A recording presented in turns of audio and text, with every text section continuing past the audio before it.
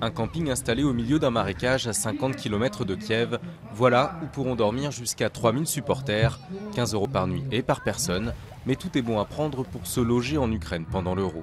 Dans cette ancienne république soviétique qui manque cruellement d'infrastructures touristiques, les prix ont en effet explosé. Bon nombre d'établissements promis n'ont jamais vu le jour et les tarifs des chambres disponibles ont au mieux été multipliés par 3, au pire par 85. Tout le monde pense que le mois de juin est le mois où ils peuvent gagner beaucoup, un peu comme une vache à lait. Ils pensent qu'ils vont pouvoir faire leur saison uniquement sur le mois de juin, ce qui n'est probablement pas la bonne approche. Et les hôtels ne sont pas les seuls à faire monter les enchères de façon vertigineuse. Dans cette auberge de jeunesse par exemple, le discours officiel se veut rassurant.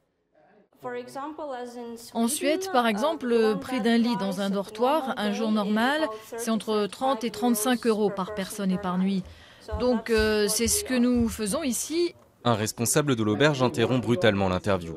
La question des prix est très sensible et pour cause, un lit dans un dortoir coûtera en fait 120 € pendant l'Euro et jusqu'à 170 € les soirs de match, 12 fois plus qu'en période normale.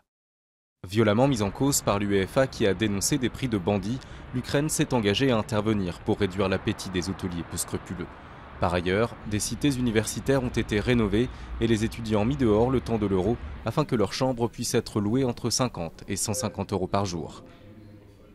Effarés par l'image que tout cela donnait de leur pays, certains Ukrainiens se sont retrouvés sur Facebook pour proposer d'héberger gratuitement chez eux des fans de foot du monde entier.